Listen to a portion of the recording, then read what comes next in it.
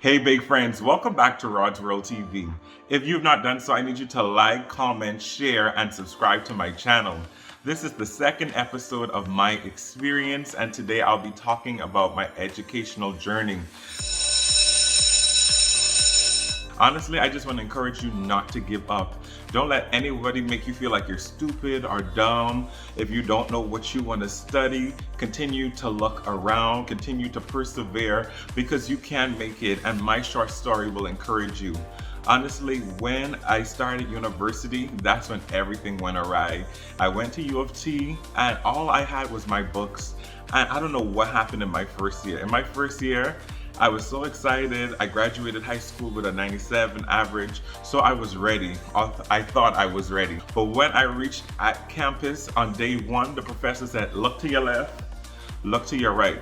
The person who's sitting next to you will not be here by the end of the year. And I thought they were joking. I'm like, what? Why are they saying that? Like, why are you trying to scare people? That's what I thought. It was a scare tactic, but it wasn't. By the end of the year, the person who was sitting next to me was surely not there. And I almost wasn't sitting there myself, because in my second semester of my first year, I got accused of plagiarism.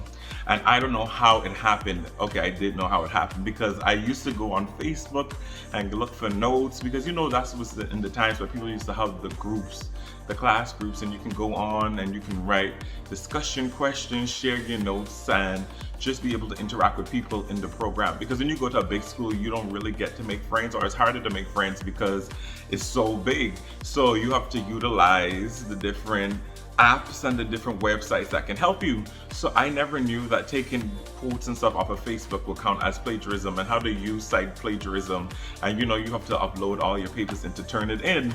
So I'll never forget, it was my political science class. I submitted the paper, and then I went to the tutorial, and I was like, okay, how come everybody else is getting the paper and I'm not getting my paper back?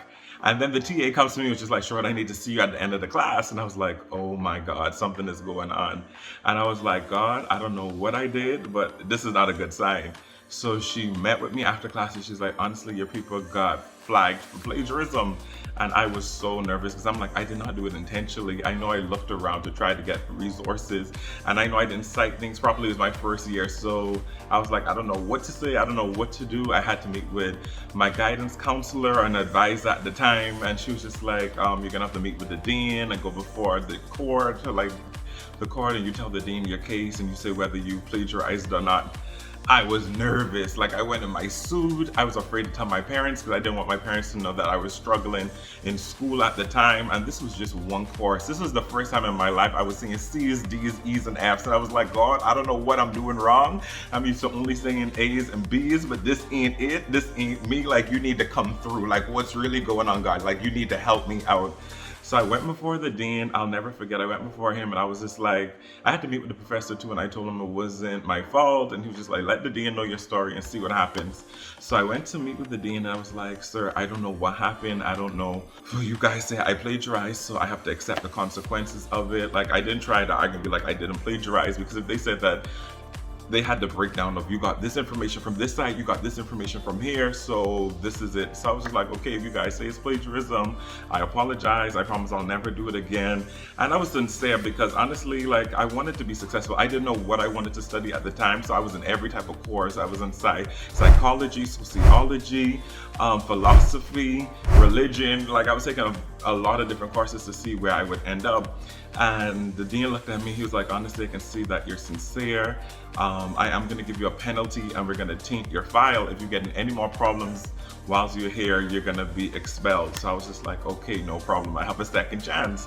So first year is done. So I'm ready for second year now. So I'm like, okay, my average isn't that great, because I got that assignment weighed heavy on my GPA for that class, so it brought it down, but I still was able to do well in the exam and pass the course. But I went into second year saying, okay, sure, you got to try and bring your grades up, because if you got all the C's and D's, like, you're not really gonna get anywhere. And then by the end of your second year, you have to declare your major. So I'm trying to figure out, what is my major gonna be? Is it gonna be drama? Even though I was in drama at one point, I was taking some English courses. I even took some all type of different courses. I was still trying to figure it out. So second year hits now. I'm not into the sciences, and to graduate, you have to fulfill different requirements. So I struggled with some courses, and I felt like what I was doing wasn't working. I was trying my best to stay up late, and things you do in high school don't work in university. I just want to let you know that from now. Like, you have to stay up, you have to fulfill your reading requirements, you have to know the material, because they want to see if you are paying attention. They also want you to regurgitate the information that you studied already. So you have to pay attention, you have to go to class. Don't think just by listening to notes or asking a friend to send you something is going to be good enough. You got to show up, and you got to be present, and you gotta want to excel. That's one thing I learned. Second year, I was like, okay, let me try something different. And there's a lot of multiple choice tests in a lot of the courses, and I felt like all the answers were right, but I know that they were looking for the most correct. And I feel like sometimes we psych ourselves out because we're like, okay, this looks like the answer, and we know that's the answer, but then we try and pick a next answer because it looked like the answer, and then the first one was the answer, but we put the wrong one. So we gotta breathe when we're taking multiple choice tests, and you gotta trust your gut. Usually go with the first answer that comes to you. So second year, I'm ready, and I'm like, okay, sure, you're gonna turn it around. You have an opportunity to excel. Second year came, and it was just as bad as the first year. I started doing poorly in my courses. Then I started getting discouraged. I didn't even want to go to class. So I was there trying to find notes. I was there emailing the professor every time, trying to ask for an extension on papers. And it was not a good look. I didn't understand why this was happening to me. I'm like, I've been smart all my life, and now I feel so stupid and dumb. But I was like, Sherrod, you gotta try and pick it up. By the end of my second semester of my second year, I get a letter or email saying you're on academic probation and you need to go and meet with an advisor. Hear me, an advisor again? I just met with you first year, now I have to go and see you again the second year. And they basically were like, Sherrod, if your GPA does not improve, I almost feel like it was like a 1 point something at the time. No, don't be extra. I think it was a 2 point something. And I was like, oh my goodness, I've never seen these type of grades in my entire life. And I met with the advisor, and honestly, she basically looked at me and she was just like, you're too far gone. Like, your grades are so poor, you will never be able to catch up.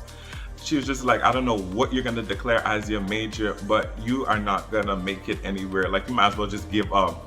The lady was basically telling me I should drop out of school because I wasn't going to be able to bring up my grades enough to get into a master's program or to finish my bachelor's. I don't know, some people, when I reflect back, I'm like, was it because of the color of my skin? Why she tried not to push me to say, go ahead and try? I don't even know. I said, nobody is going to make me drop out of school, and nobody going to kick me out. If they're kicking me out, they're going to have to drag me out of the school, because I always wanted to be at U of T, and I know I always wanted to do well. But when that lady said that to me, it's like something woke up inside of me. I was like, Sherrod, you're gonna push yourself to your limit. You're gonna do what you gotta do to bring these grades up. You are gonna prove yourself right, and you're gonna prove this woman wrong. I was like, this woman is not gonna say what is gonna happen with my life, because I know a God who is able, and I know I have the determination to make it. So I was like, I don't even care what she had to say. She was talking, I was like, okay, if you don't think I'm gonna make it, okay. And I was like, okay, game on, like, let's go. And I just want you to make sure that you don't allow anybody to tell you that you can't make it. Like, if somebody tells you you can't make it, you do it for yourself, not for that person, but you go ahead and you go after your goal and you achieve what you want out of life.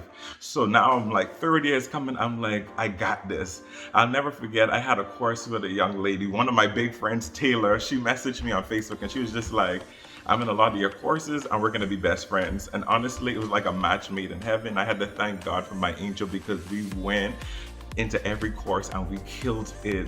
I had to change what I did. Like, I had to stay up every night and just be inside the library. I remember sleeping in row bars many nights, trying to get assignments done, asking different people to look at my papers just to take a look to see if my wording was okay, to check my grammar and my spelling. It was almost like I was ready to do what I had to do.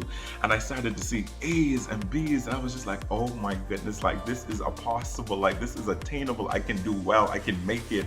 And I started to keep on going.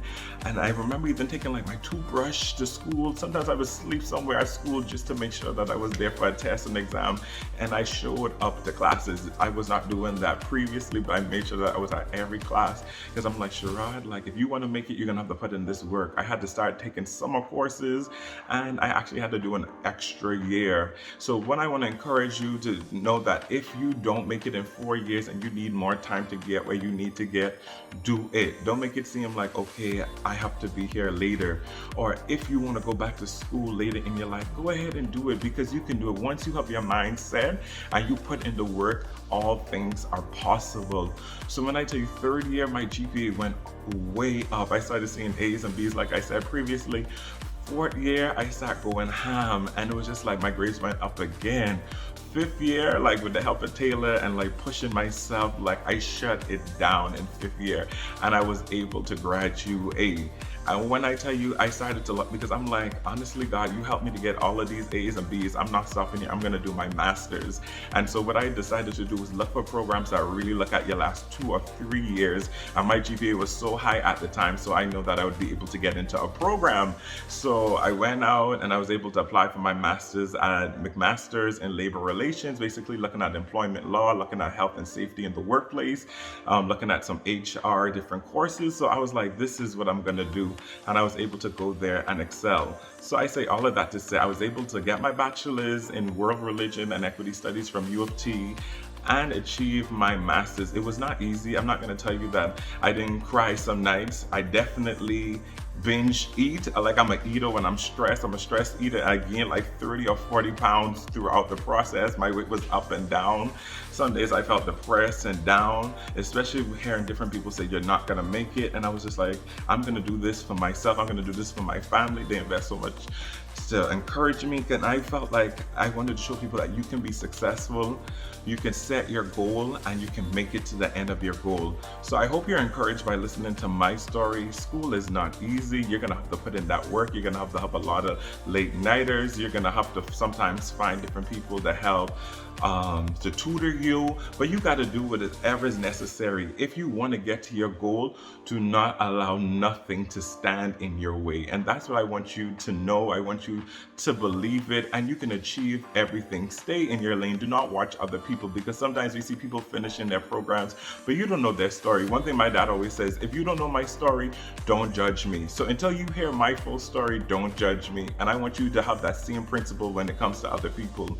And sometimes you have to realize that university isn't for everybody. Some people are meant to be in college programs, but whatever you find to do it with all your might. If you want to be the best chef, be the best chef. If you want to be the best mechanic, be the best mechanic. If you want to be the best doctor, be the best doctor. And everybody isn't going to be a doctor and lawyer. When I even look at my family, see how successful everyone was, and it was almost like an added pressure. But sometimes you got to use that pressure to propel you, to encourage you to do well for yourself. But don't try to be like anybody else, because there's only one you. So I'm encouraging you to be the best version of yourself.